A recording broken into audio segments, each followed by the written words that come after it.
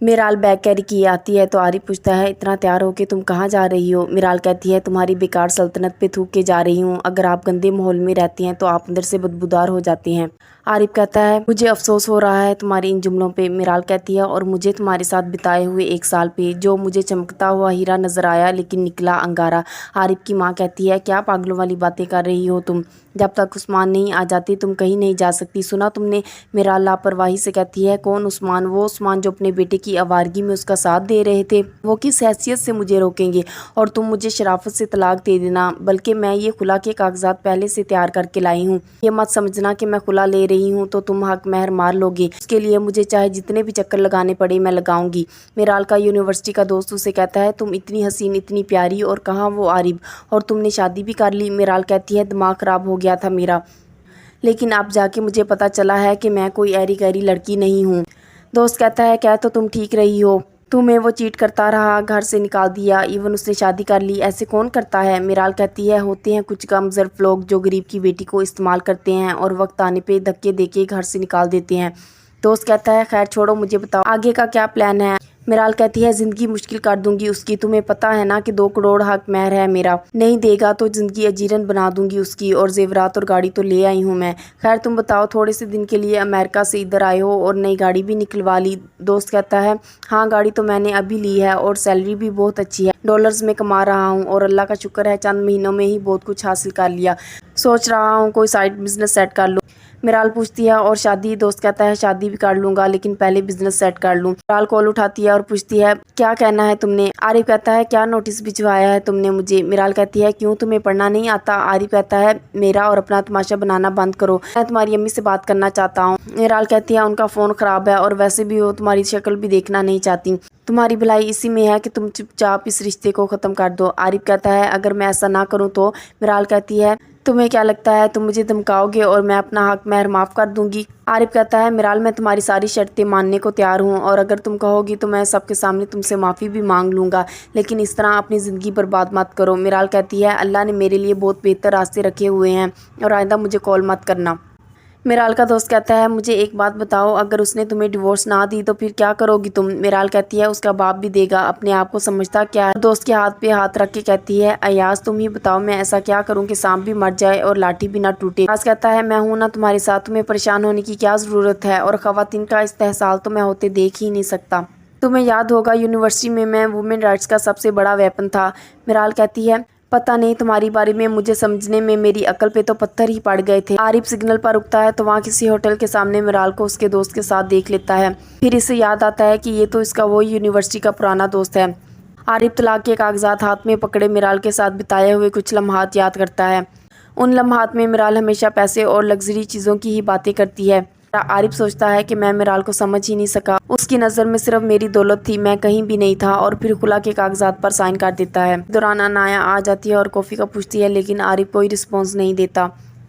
عثمان uncle کہتے ہیں الفت بھابی سے بھی بات کرنے کا کوئی فائدہ نہیں ہوا، میرال کو تو لگتا ہے جیسے اس نے علیحدگی کی ہی ٹھان رکھی ہو۔ عارف کی ماں کہتی ہے ظاہر ہے ٹھانی نہ ہوتی تو کیوں وہ خلا کے پیپر پہلے بنوا کر رکھتی، ہمیں ہی پہچاننے میں غلطی ہوئی۔ اسی دوران عارف ڈیورس کے پیپر لے کر آتا ہے اور والد سے کہتا ہے کہ میرال کو پوسٹ کروا دیجیے گا۔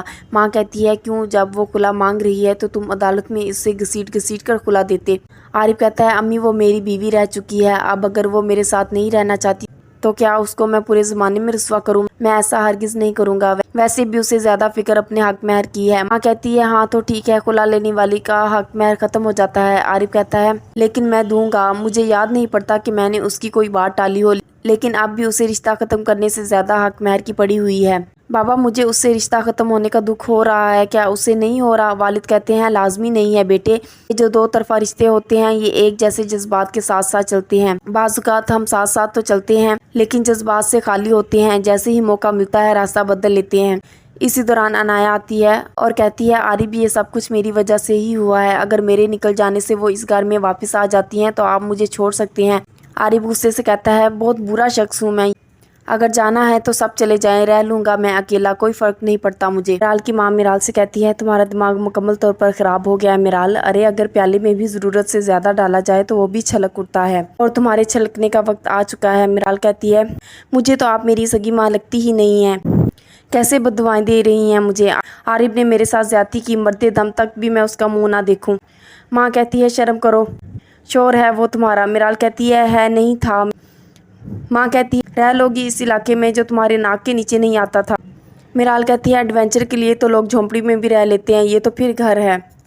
और कहती है मुझे आपसे बात करनी थी। आपको याद है ना अयाज, मेरी यूनिवर्सिटी का दोस्त जो अमेरिका चला गया था, जिसने मुझे प्रपोज भी किया था। माँ कहती है हाँ हाँ याद है, जिसकी गुर्बत के किस्से तुम हंस हंस के सुनाया करती थी और जिसको तुमने इनकार भी कर दिया था।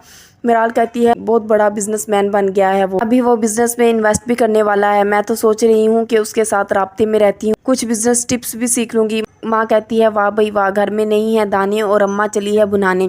बेटा अगर तुम्हें शर्म महसूस होती है आरिफ से बात करने में तो मैं बात कर लेती हूँ, अल्लाह के वास्ते अपना घर बचा लो। अनाया आरिफ के रूम में झांकती है तो आरिफ सो रहा होता है और पास आकर आरिफ को आवाज़ देती है और कहती है कि आपके रूम की लाइट ऑन थी। आरिफ कहता है हाँ वो मैं बंद करना भूल गया था। अनाया कहती है सर में दर्द है आपके। आरिफ हाँ में जवाब देता है तो अनाया आरिफ का सर दबाने लगती है। आरिफ सोचता है कि अनाया क्या तुम ऐसे ही मुझसे दूर रहोगी, क्या हम कभी करीब नहीं होंगे। अयाज मिराल से कहता है एक तो मैं तुम्हें तुम्हारे फेवरेट रेस्टोरेंट में लेके आया हूँ लेकिन तुम खामोश बैठी हो, मैं यहाँ किससे बात करूँ। मिराल कहती है तुम तो मुझे यूनिवर्सिटी के टाइम से जानती हो और मेरी कोई इतनी अच्छी दोस्त भी नहीं है जिससे मैं अपनी बात शेयर कर सकूँ। अयाज कहता है तुम शेयर करो, मैं सुन रहा हूँ। मिराल कहती है आरिफ ने डिवोर्स के पेपर भिजवा दिए हैं लेकिन परेशानी इस बात की है कि इसने हक महर की रकम नहीं भिजवाई। अयाज कहता है तुम आरिफ को कॉल करो और पूछो तुम्हारा हक महर कहाँ है।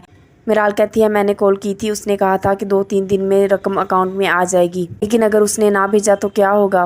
मैंने जल्दबाजी में कोई गलत कदम तो नहीं उठा लिया। अयाज कहता है तुम 2-4 दिन वेट कर लो और उंगलियां टेढ़ी करना कौन सा मुश्किल काम है, और मैं खुद को तुम्हारे लिए मुश्किल में डाल रहा हूँ। मिराल कहती है मुझे एक और बात भी करनी है, मुझे समझ नहीं आ रहा मैं अपनी ज्वेलरी कहाँ रखूँ। मेरी मोमानी पर तो मुझे भरोसा नहीं है और अम्मी तो वैसे भी लापरवाह हैं। अयाज कहता है इसमें क्या मुश्किल है, मैं बैंक में तुम्हें लॉकर अरेंज करवा देता हूँ और ये जितना भी तुम्हारा गोल्ड और डायमंड सेट्स हैं ये सब कुछ लेकर किसी दिन मेरे पास आ जाओ, मैं और तुम जाएंगे और सब सेव कर देंगे।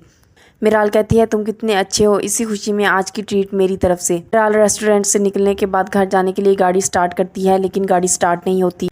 गाड़ी से बाहर निकलकर वो अयाज को गाड़ी ख़राब होने का बताती है। अयाज गाड़ी चेक करने के बाद उसे मशवरा देता है कि गाड़ी यहीं छोड़ जाओ, मैकेनिक आकर इसे ले जाएगा। मेरी इतनी महंगी गाड़ियाँ उसी के पास जाती हैं। मिराल मान जाती है और अयाज के साथ गाड़ी में घर चली जाती है।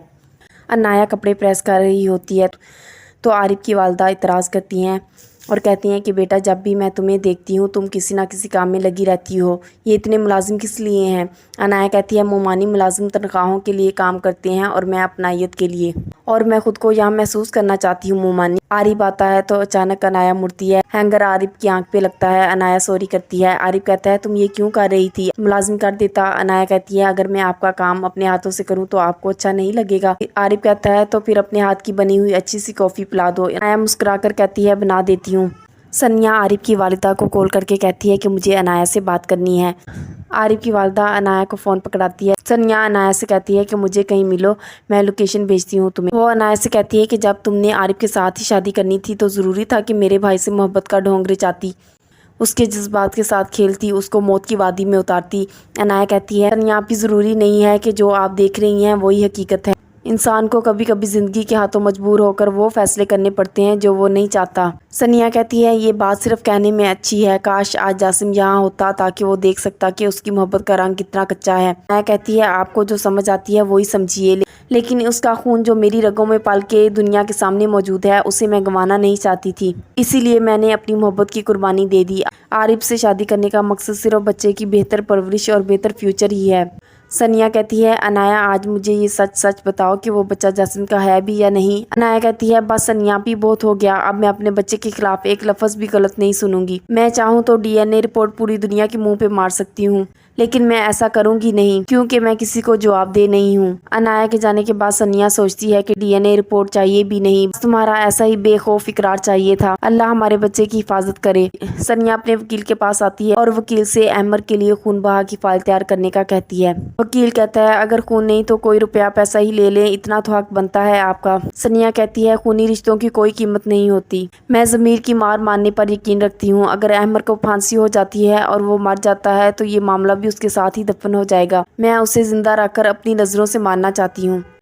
آپ بس فائل تیار کر دیں اور فائل بس اسی دن پیش کریے گا جس دن مقابل کو یقین ہو کہ آج بس اسے سزا ملنے والی ہے۔ ہماری طرف سے اس کی آزادی ہی اس کی سزا ہے۔ ایاز میرال کو کہتا ہے کہ جتنے پیسے تم اس کھٹارا گاڑی کو ٹھیک کروانے میں لگاؤ گی، اگر تھوڑے سے اور ایڈ کر لو تو نئی گاڑی آ جائے گی۔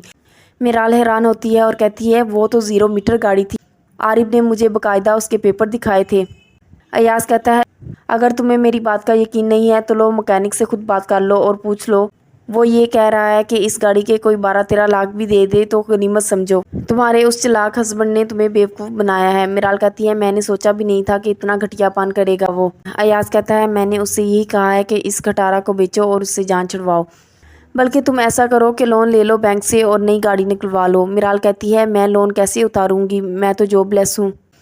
ایاز کہتا ہے پھر ایسا کرو، تمہیں جب جب گاڑی کی ضرورت پڑے تم بلا جھجک مجھے کال کر لینا، میں ہی تمہیں آؤں گا لینے، تمہیں پریشان ہونے کی ضرورت نہیں ہے۔ اور ہاں تم نے زیورات کے لیے بینک میں لاکر لے لیا؟ میرال کہتی ہے نہیں، میں تمہارے ساتھ ہی جاؤں گی۔ ایاز کہتا ہے چلو ابھی چلتے ہیں۔ میرال کہتی ہے نہیں، ابھی امی ڈاکٹر کے ہاں گئی ہیں، 2-4 دن تک کچھ کرتی ہوں۔ کیسی لگی آپ کو قصہ دل کی 23rd ایپیسوڈ؟ کمنٹ سیکشن میں اپنے خیالات کا اظہار ضرور کیجیے گا۔ مزید ویڈیوز کے لیے چینل کو سبسکرائب اور بیل آئیکن کو پریس کرنا مت بھولیے۔ شکریہ۔